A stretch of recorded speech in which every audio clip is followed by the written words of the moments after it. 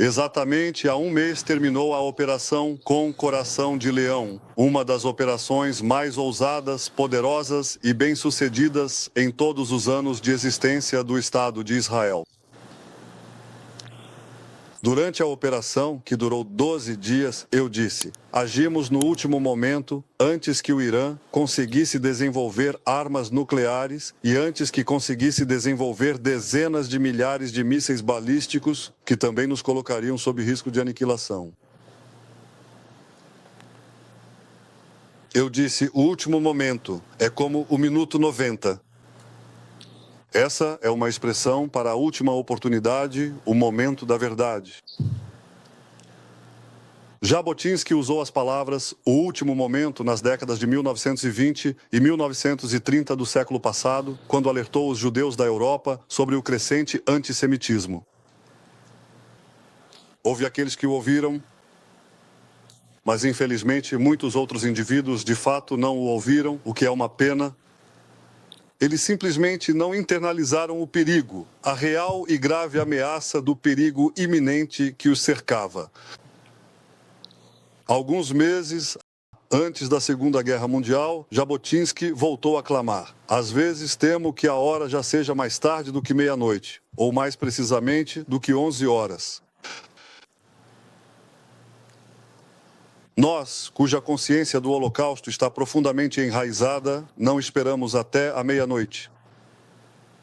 Agimos com determinação intransigente para remover de sobre nós a ameaça dupla, a ameaça nuclear e a ameaça dos mísseis balísticos. Nas palavras de Jabotinsky, isso não foi, de forma alguma, um ato aventureiro, ou seja, um ato imprudente, precipitado e irresponsável. Pelo contrário, foi uma ação que preparamos com muito rigor e extrema dedicação, considerando todos os detalhes e possíveis implicações. Em um caso excepcional como esse, ensinou Jabotinsky, a aventura compensa, a ousadia compensa. A decisão é necessária, pois não há outra escolha para um povo que deseja viver. Internalizamos as lições da história. Lidamos com aqueles que se levantam contra nós para nos destruir. Fizemos isso por meio de nossos soldados e comandantes corajosos e tenho certeza de que Jabotinsky teria muito, muito orgulho deles. Conta-se sobre ele, sobre Jabotinsky, o pai do sionismo, que costumava treinar as companhias de defensores de Jerusalém, noite após noite, com exercícios de campo e armas. Hoje chamamos isso de treinamentos de infantaria. Um dia, em 1919, um convidado importante do exterior o acompanhou, o rabino Shabtai Jain. Ele é o líder das comunidades sefarditas nos Balcãs e na América Latina. Jabotinsky e o rabino saíram para um passeio ao amanhecer em Jerusalém, não muito longe daqui. Às 5 da manhã, após uma caminhada exaustiva entre as rochas, o sol ainda não havia nascido, mas ao longe podiam-se ver jovens treinando com entusiasmo. Quando Jabotinsky viu isso, apontou na direção deles e disse ao rabino: convidei o senhor para ver como o sol nasce e desponta, mas este é o nosso sol, esses jovens aqui. Aqui está o sol nascendo. Meus queridos amigos, ainda hoje, na contínua e árdua guerra pela independência, nós vemos a imensa e brilhante luz dos nossos jovens, a promissora geração da vitória que nos inspira profundamente. Após o terrível e brutal massacre de 7 de outubro, nós nos deparamos com uma escolha clara e inegável: render-se completamente, cair no desespero profundo, desistir de tudo, ou, pelo contrário, reunir todas as nossas forças, atender ao chamado urgente e dar uma resposta contundente, firme e decisiva aos nossos agressores. De fato, nós nos levantamos juntos. Nós nos levantamos juntos para derrubar o governo do Hamas na faixa de Gaza, para trazer para casa todos os nossos preciosos reféns, vivos e mortos, para garantir que não haverá mais uma entidade terrorista monstruosa em Gaza capaz de ameaçar Israel. Após os trágicos eventos de 1929, Vladimir Jabotinsky, com sua visão perspicaz, declarou: depois do terrível massacre, a comunidade judaica na terra de Israel se levantará com forças renovadas e com uma esperança redobrada e inabalável. Vamos reconstruir em uma escala muito maior tudo o que foi destruído. 2 dias após o massacre de 7 de outubro, prometi que também faríamos isso, em uma escala sem precedentes. Disse que mudaríamos a face do Oriente Médio e é exatamente isso que estamos fazendo. O Muro de Ferro, outro princípio fundamental na doutrina de Jabotinsky. O Muro de Ferro já é reconhecido em toda a região ao nosso redor. A concepção original de erguer um muro de ferro diante dos árabes da terra de Israel, que demonstraram vinviti ao projeto sionista, essa concepção se expandiu dezenas de vezes desde então. Nossos inimigos iniciaram uma guerra em múltiplas frentes, e eles receberam uma guerra em múltiplas frentes, mas uma guerra que eles nunca sonharam, nunca imaginaram que fosse possível. Estamos atuando como uma potência em 7 arenas. Estamos esmagando o eixo do mal que o Irã construiu ao longo de décadas. E quero deixar claro, ainda há grandes desafios pela frente e, é claro, também há preços pesados e dolorosos que estamos pagando. Nossos soldados estão destruindo com sacrifício sem fim as capacidades do Hamas na faixa de Gaza, acima do solo e abaixo do solo. Estamos determinados a alcançar todos os objetivos da guerra e estamos trabalhando para conseguir mais um acordo de libertação dos nossos sequestrados. Mas se o Hamas interpreta nossa disposição para chegar a um acordo como fraqueza, como uma oportunidade para nos impor condições de rendição que coloquem o Estado de Israel em risco, ele está muito enganado. Estamos determinados a trazer todos de volta e assim faremos.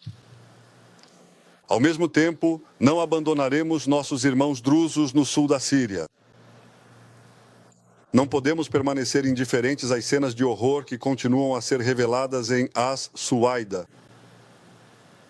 Hoje me encontrei com o líder da comunidade drusa em Israel, o Sheikh Mouafak Tarif. Disse a ele que, diante do terrível massacre, nossa política no sul da Síria ganha ainda mais relevância. Desmilitarizaremos a área ao sul de Damasco, até junto à nossa fronteira, e faremos tudo o que for necessário com ainda mais empenho para ajudar e proteger os drusos.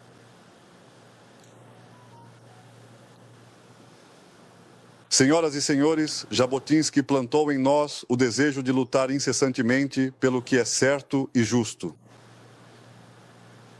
Durante a vida de Jabotinsky, ele foi alvo de insultos, foi alvo de inúmeras difamações.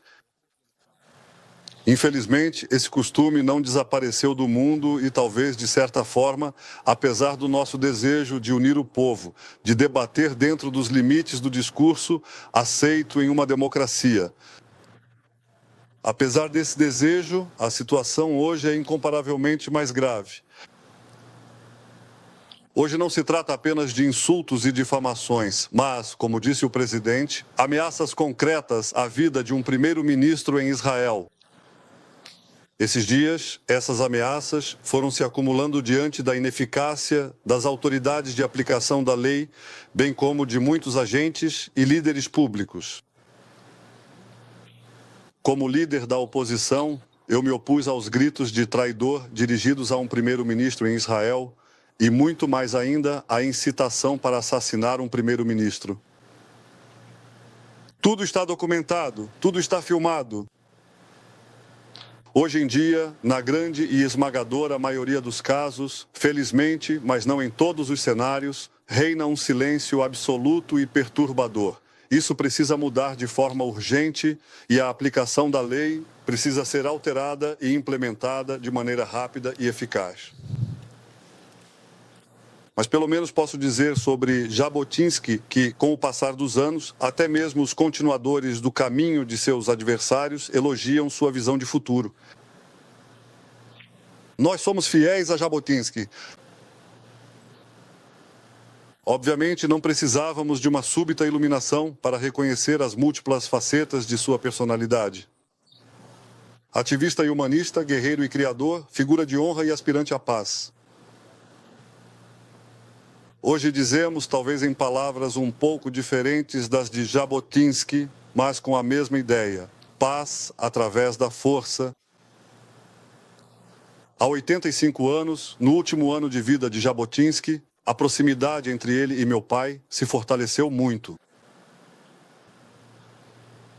Meu pai, o professor Benzion Netanyahu, de abençoada memória, reconheceu as vantagens de contar com os Estados Unidos para a realização da visão sionista.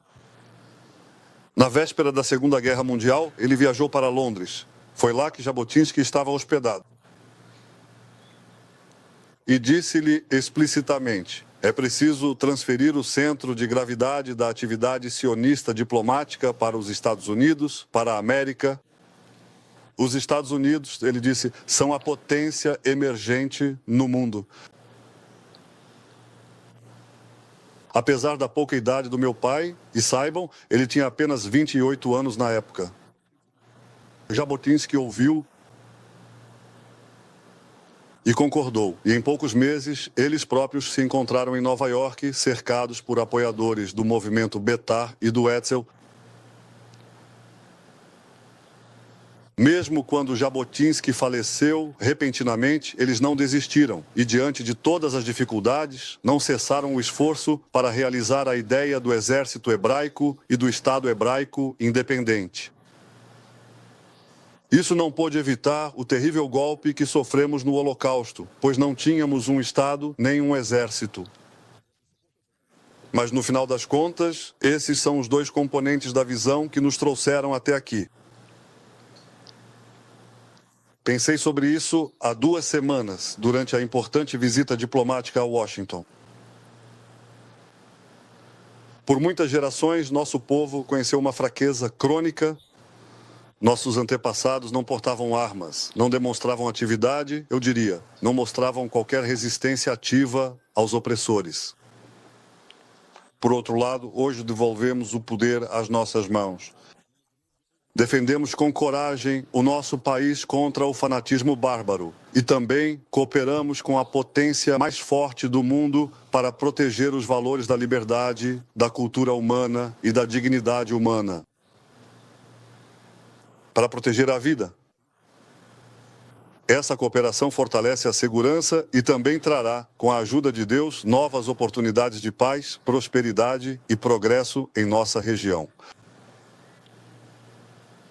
Sobre tudo isso, costumava dizer o betarista professor Yosef Nedava, de abençoada memória, que era fiel a Jabotinsky. Ele escreveu: de ti damos o que é teu. De ti, Jabotinsky, que foste um dos fundadores da independência e da força de Israel, de ti damos o que é teu. Nosso Estado é o teu Estado. Nossas conquistas são as tuas conquistas. Nossa vitória é a tua vitória. Que a memória de Zeev Jabotinsky permaneça guardada entre nosso povo por todas as gerações.